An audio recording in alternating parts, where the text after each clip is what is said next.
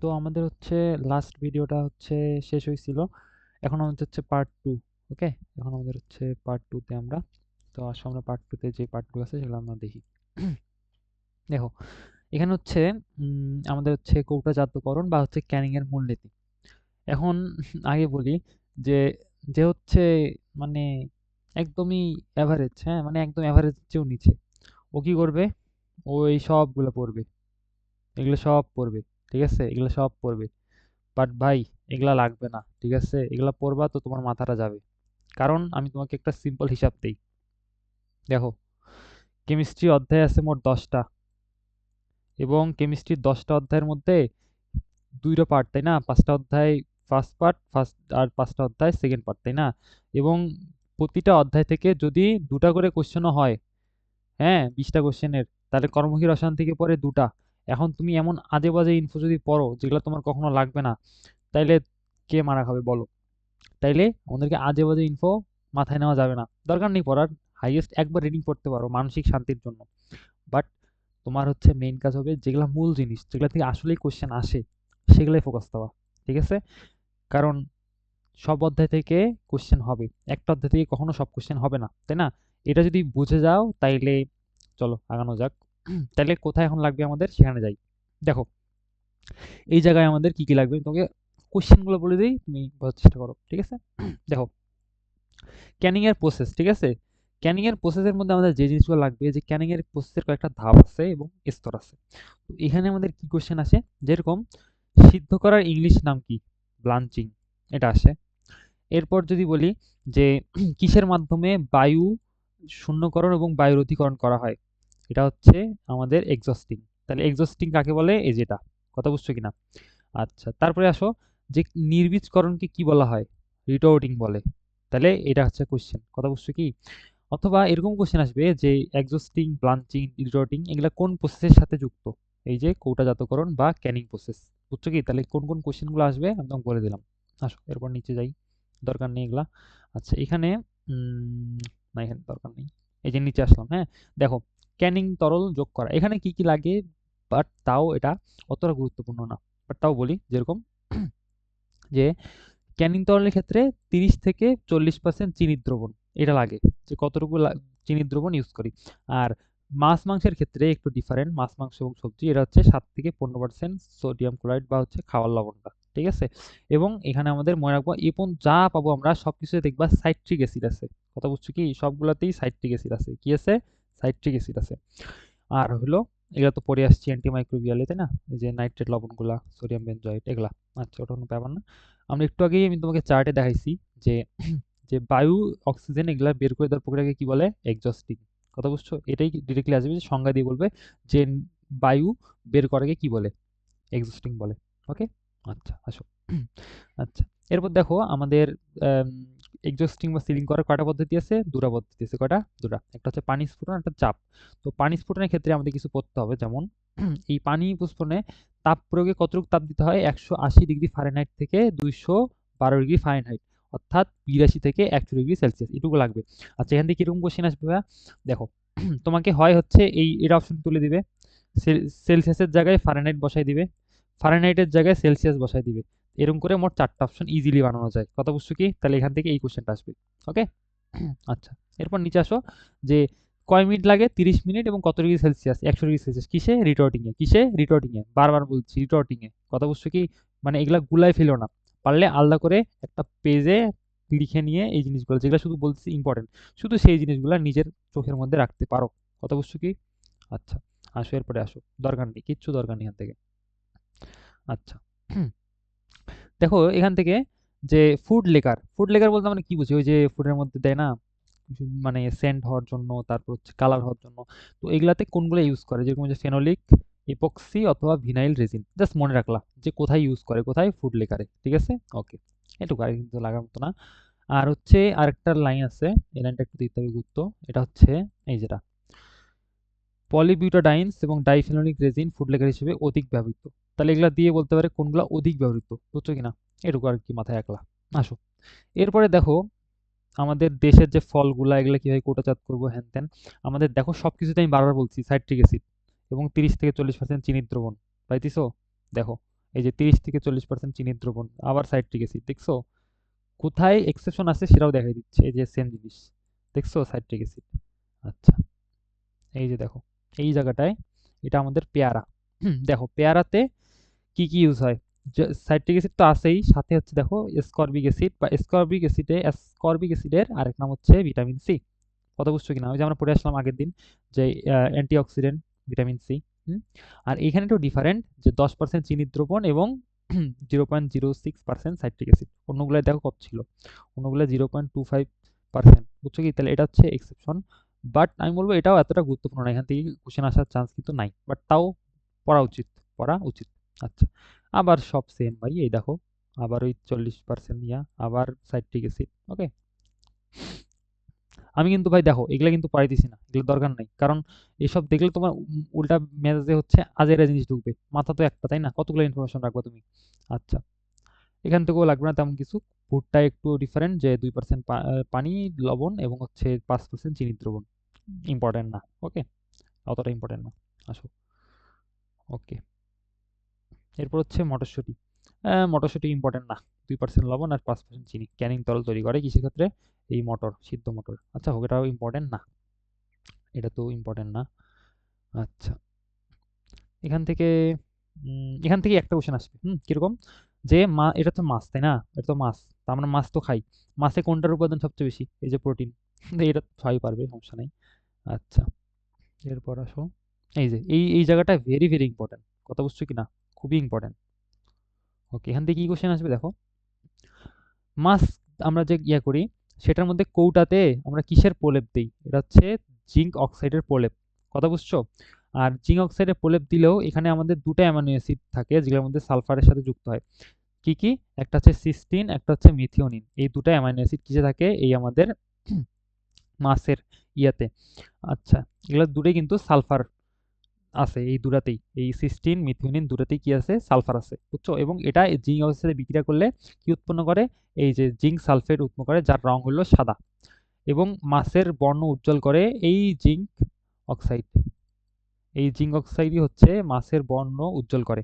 তাহলে আমি যদি অপশনে দিই মাছের কোনটি বর্ণ সাদা বা উজ্জ্বল করে, অপশনে আমি জিঙ্ক অক্সাইডও দিব, জিঙ্ক সালফেটও দেবো, তুমি কি অ্যান্সার দিবা, তোমাকে কিন্তু অ্যান্সার দিতে হবে জিঙ্ক সালফেট, এইটা হচ্ছে মাছের রং উজ্জ্বল করে।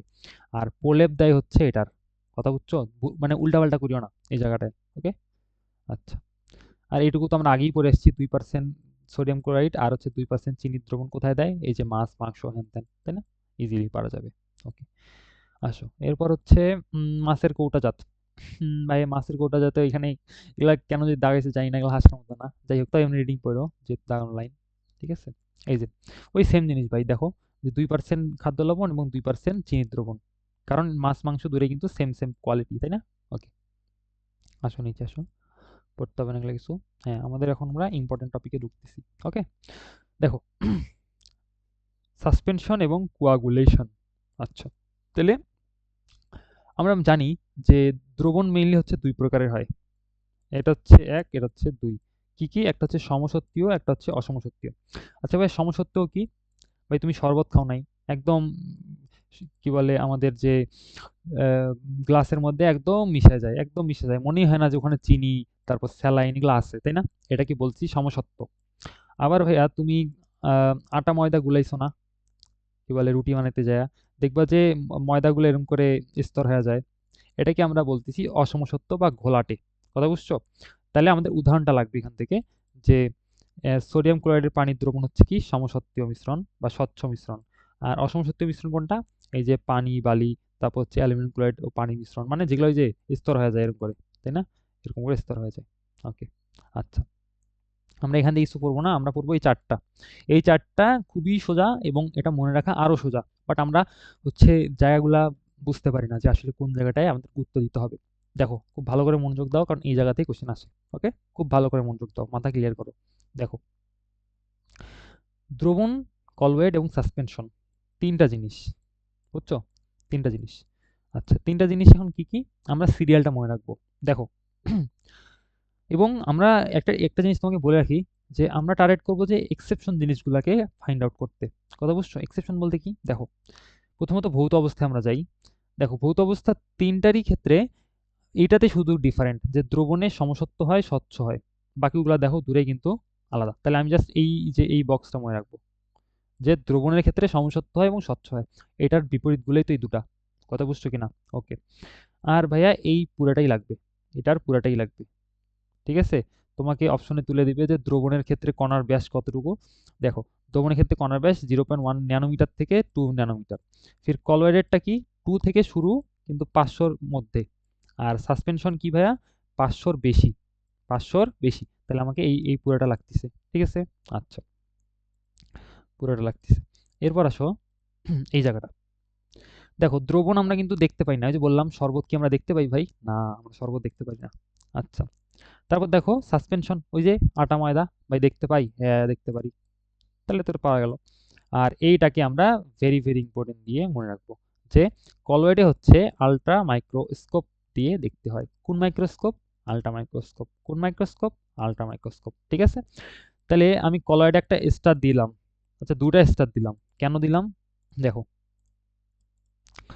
কলয়েডের ব্রায়নীয় গতি আছে, কলয়েড টিন্ডাল প্রভাব আছে, বুঝছো কিনা? কিন্তু দেখো এদের এদের কোন নাই, নাই, নাই, নাই, বুঝছো কি? তাহলে আমি জাস্ট তাহলে কোন বক্সটা মনে রাখবো? এই যে দু বক্স মনে রাখবা, কলয়েডের, মনে রাখবা কলয়েডের দুটাই আছে। কথা বুঝছো কি? কলয়েডের দুটাই আছে, কোন দুটা? এই যে ব্রাউনীয় গতিও আছে, টিন্ডাল প্রভাবও আছে, বুঝছো কি? হ্যাঁ, হ্যাঁ, ওকে। তাহলে আমি বাকি দুটার নাই, ইজিলি পারা যাচ্ছে। এরপর দেখো, এটাতে সুস্থিত, এই এটাও সুস্থিত, বাট এটা কিন্তু অস্থায়ী, বুঝছো কিনা? পদক্ষেপ যেহেতু করতেছে। আর এটা এ তো উদাহরণগুলো পড়ে আসলাম যে যেগুলো আমরা দেখতে পাইতেছি না সেগুলো কি আমাদের দ্রবণ। এই যে তারপর দুধ, মিল্ক অফ ম্যাগনেসিয়া, এগুলো কি? এগুলো হচ্ছে আমাদের কলওয়েড। আর এই জায়গাটার সবচেয়ে বেশি ইম্পর্টেন্ট কোন জায়গাটা? এই যে এই জায়গাটা, রক্ত কি? রক্ত একটা সাসপেনশন। কলেরা ভ্যাকসিন, ভ্যাকসিন কি? একটা সাসপেনশন। পানিতে কাদার মিশ্রণ কি? একটা সাসপেনশন। তাই এই যে তোমার কলওয়েড এবং সাসপেনশনের উদাহরণ যেটা, এটা ভাই টিটিএম মানে টানা টানা মুখস্থ, ঠিক আছে? টিটিএম, টানা টানা মুখস্থ উদাহরণগুলা, ওকে? আর বাকিগুলো তো আমি ধরাই দিলাম যে কোশ্চেন কিরকম হতে পারে এবং কোনটার কি বৈশিষ্ট্য, আমরা জাস্ট একটা করে মনে রাখবো এবং এক্সেপশনটা মনে রাখার ট্রাই করবো, ওকে? ওকে, আসো। তাহলে আমরা এতক্ষণ পড়ে আসলাম যে মিল্ক অফ ম্যাগনেসিয়া কি?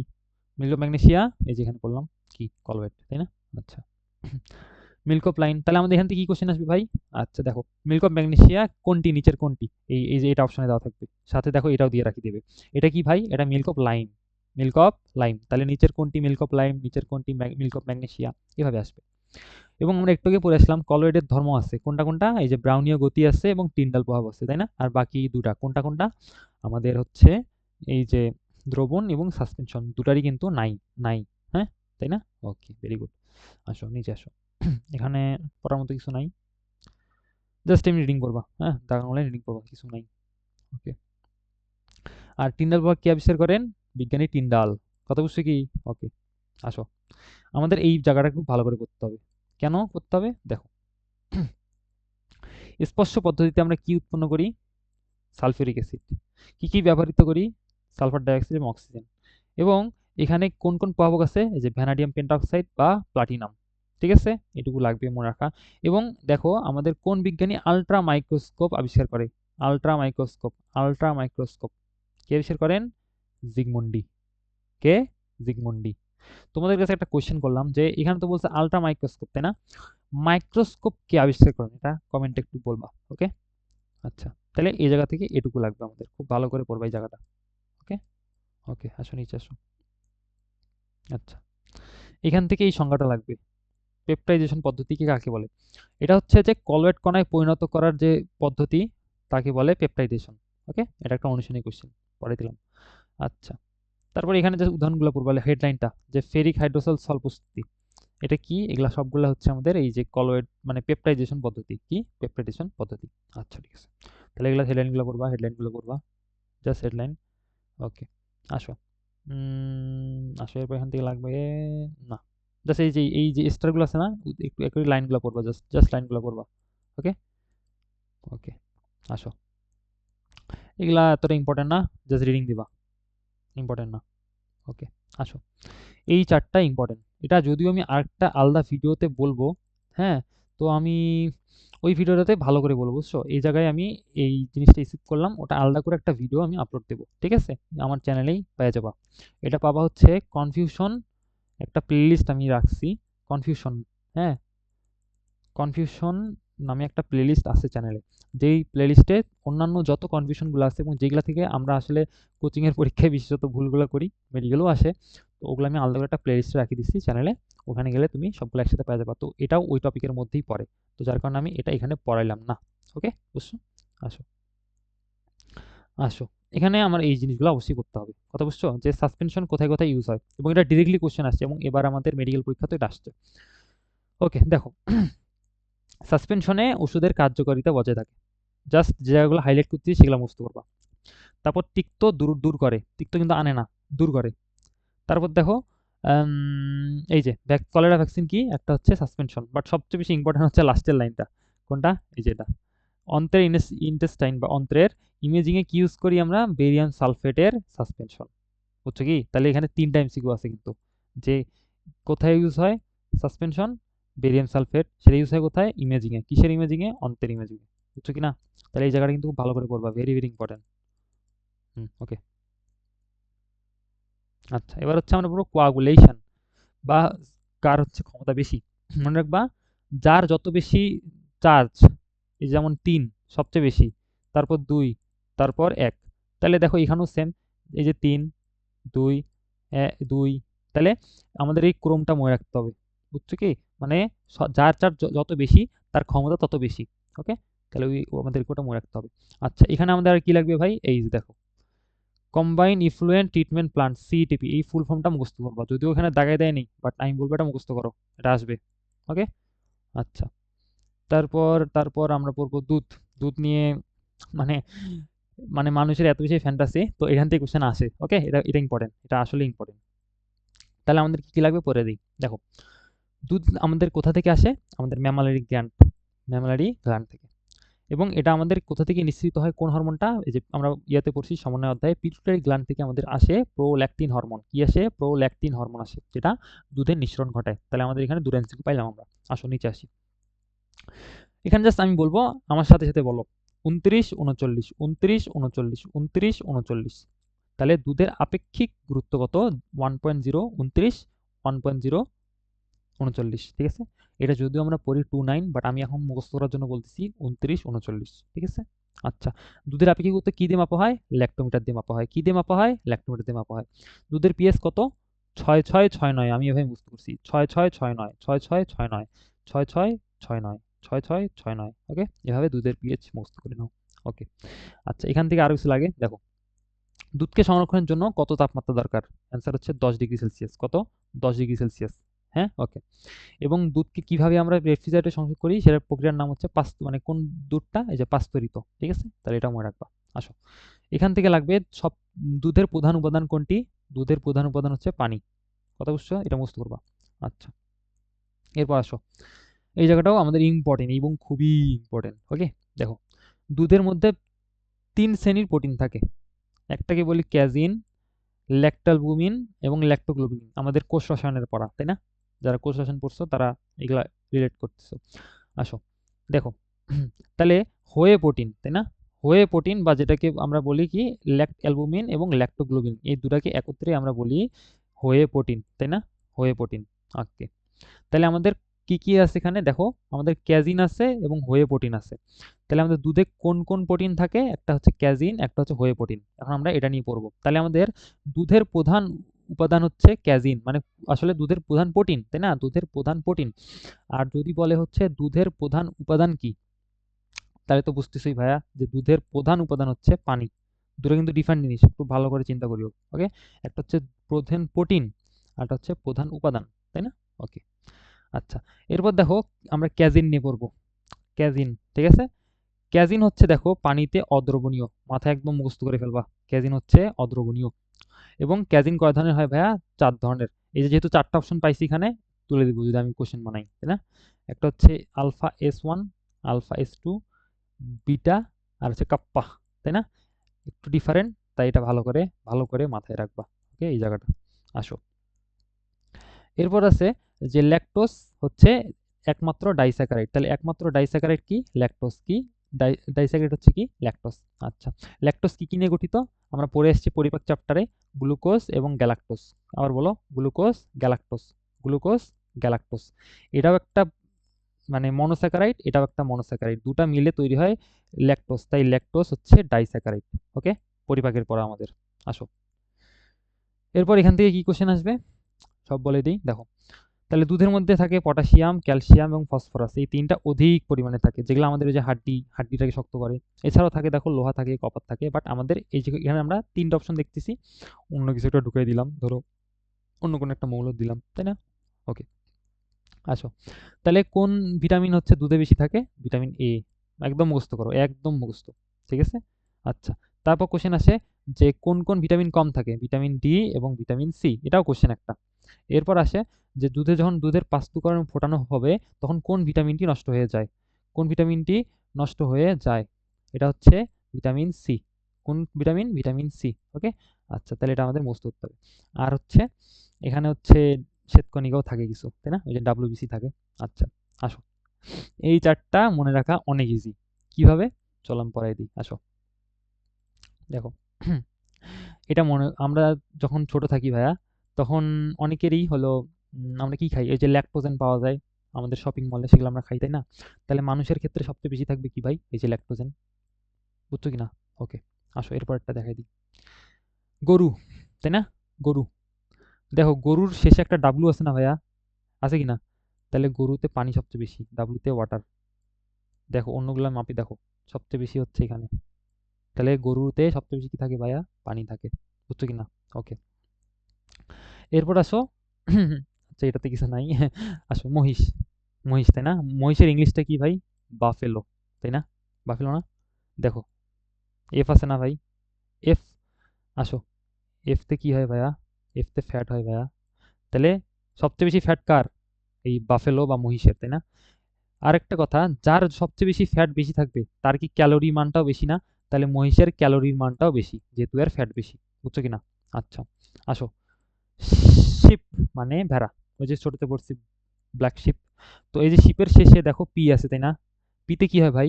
পিতে হয় ভাই প্রোটিন, ঠিক কিনা? তাহলে সবচেয়ে বেশি প্রোটিন কার থাকে ভাই? ভেড়ার মধ্যে। আর উট পাওয়া লাগবে না, তাহলে শেষ আমাদের, তাই না? এই যে মহিষের মধ্যে সবচেয়ে বেশি থাকে কি? ফ্যাট। এবং সবচেয়ে ফ্যাট থাকায় সবচেয়ে বেশি ক্যালোরিও থাকে, কত? 110 ক্যালোরি। মানটা একটু মুস্ত করলে ভালো হয়। ওকে, 100 কিলো ক্যালোরি 100 গ্রামে প্রতি। ওকে, আচ্ছা, এবং এই যে এই লাইনটা একটু পারলে দু একবার খাতায় লিখবা, যে কতটুকু কি থাকে, চর্বি কতটুকু থাকে, প্রোটিন 1.36 এবং শর্করা হচ্ছে 5.4 গ্রাম। ওকে ভাই, আচ্ছা, আসো, এরপর হচ্ছে দুধ থেকে আমাদের মানে মাখন তৈরির প্রক্রিয়াগুলো। তাহলে দুধ কি জিনিস? দুধ হচ্ছে একটা কলয়েড, এটুকু এখানে লাগবে। আসো, এরপর যাই, এখান থেকে রিস্ক লাগবে না। আসো, আসো, এখানে কিছু লাগবে কি? আচ্ছা, দেখো, কি মিশাইলে মাখনের স্বাদ এবং মাখনের স্থায়িত্ব বাড়ে? অ্যান্সার হচ্ছে লবণ, বুঝছো কি? এটা মনে রাখিও। তাহলে লবণ হচ্ছে মাখনের প্রিজারভেটিভ হিসাবে কাজ করে, বুঝছো কি? ওকে, এটা মনে রাখিও। আর এখানে আপাতত কিছু লাগবে না, তবে একটা জিনিস মনে মিস দিছি। ওয়েট, আচ্ছা, এই যে এখানে আর কিছু বলছি, এটা যদিও কোষ রসায়নের পড়া, যে ক্যাজিন হচ্ছে একটা ফসফোপ্রোটিন। কি? ক্যাজিন একটা হচ্ছে ফসফোপ্রোটিন। আরেকটা এখানে কোশ্চেন ছিল যে কোনটি অসমল রূপে কাজ করে? তোমরা এই দুধ পুরাটা একবার ভালো করে রিডিং করবা, ঠিক আছে? এবং আমি যে কোশ্চেনটা করে গেলাম যে দুধের কোনটি অসমল হিসাবে কাজ করে, এই কোশ্চেনটার অ্যান্সার তুমি বের করবা, বের করে পারলে কমেন্টে দিও। ওকে, ওকে, এখন নিচে যাই। তাহলে এখান থেকে মোটামুটি আর লাগবে না। আচ্ছা, এখন আমরা আসি মাখন থেকে ঘি, এখানেও কিছু লাগে না। ওকে, আচ্ছা, এই যে আমাদের এই পার্টটা লাগবে, এখানে যদিও কিছু লাগবে না, জাস্ট দুটা জিনিস মনে রাখো, যে যে পদ্ধতি এগুলো আমরা ইউজ করছি, দেখো পদ্ধতিটা মন্থন, বুঝছো কি? মন্থন, বুঝছো? এখান থেকে কোশ্চেন আসার মতো তেমন কিছু নাই। উম, নাই তেমন কিছু। ওকে, আসো নিচে আসি। আচ্ছা, এই জিনিসগুলো খুবই ভালো করে পড়বা, যেখানেই দেখবা জেনে নাও কথাটা, ভাই ওটা ভেরি ইম্পর্টেন্ট, একদম very very very very very very important, বুঝছো কি? যেখানেই জেনে নাও দেখবা হাজারি স্যারে, ওটা মানে ফুল করতে হবে। দেখো, মাখন তৈরি বেলায় পিএইচ কত রাখতে হয়? 6.669, 6.669 মুখস্থ করো, 6.669, ঠিক আছে? এবং কোন কোন ব্যাকটেরিয়া থাকে? ল্যাক্টোকক্কাস ব্যাকটেরিয়া, ল্যাক্টোকক্কাস, বুঝছো কি? আচ্ছা, আর এখানে একটা কথা বলছে যে পিএইচ 6.5 এর কম হলে জমাটবদ্ধ হয়ে যায়। কতর পরে? 6.5, ঠিক আছে? আচ্ছা, এই যে এই কোশ্চেনটা এবার আমাদের আসছিল যে আমরা কোন কোনগুলো ইউজ করতে পারি। এই যে সোডিয়াম বাইকার্বনেট অথবা হচ্ছে সোডিয়াম কার্বনেট যোগ করলে আমাদের পিএইচটা এইভাবে ঠিক রাখে। তাহলে কোন কোনগুলো ইউজ করলে? এই যে সোডিয়াম বাইকার্বনেট বা সোডিয়াম কার্বনেট, ঠিক আছে? ওকে, আসো। এরপর আমাদের এই পার্টটাও ইম্পর্টেন্ট, খুবই ইম্পর্টেন্ট। আচ্ছা, তাহলে পাস্তুরীকরণ কাকে বলে? এই সংজ্ঞাটা খুব ভালো করে পড়ে নিতে হবে যে আমাদের দুধে থাকা যে রোগ জীবাণু এটাকে নিষ্ক্রিয় করার যে প্রক্রিয়া সেটাকে বলি আমরা পাস্তুরাইজেশন বা পাস্তুরায়ন, ঠিক আছে? বাট এখন আমাদের যেটা মেইন ইম্পর্টেন্ট সেটা হচ্ছে এই দুটো প্রসেস। পাস্তুরায়নের দুটো প্রসেস আছে। তার আগে আমি সুন্দর করে তোমাকে ট্রিক বলি যেখানে আমরা আসলে কোনটা মেইনলি মনে রাখবো। দেখো, দুটোর ক্ষেত্রে একটা কমন জিনিস আছে, শীতল করা হয় এবং দুটাই 10 ডিগ্রি সেলসিয়াসে শীতল করা হয়। তাহলে তোমাকে কোশ্চেন করবে যে পাস্তুরায়নে কত ডিগ্রি সেলসিয়াসে কি বলে শীতল করা হয়। তো এটা তুলে দিবে, এটা তুলে দিবে, দিয়ে দিবে 10, অ্যান্সার হবে 10 ডিগ্রি সেলসিয়াস, সেলসিয়াস, ফারেনহাইট না, ঠিক আছে? তাহলে আমাদেরকে দুটোর তাপমাত্রা মনে রাখতে হবে। দেখো, প্রথমে হোল্ডার প্রসেস। তো হোল্ডার প্রসেসে তোমার কাহিনী হচ্ছে একটু বেশি সময় নেবে, 30 মিনিট, বুঝছো কি না? আর এটা হবে 63 থেকে 66 degree Celsius. But ST S ST এটা হচ্ছে high temperature short process. High temperature বলতে অনেক বেশি তাপমাত্রা, 74।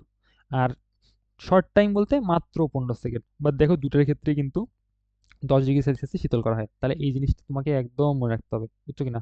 ওকে, তাহলে এখন আমাদের শুরু হচ্ছে টয়লেট স্ট্রিস, এটা আমরা পরের পার্টে পড়বো ইনশাল্লাহ। ওকে।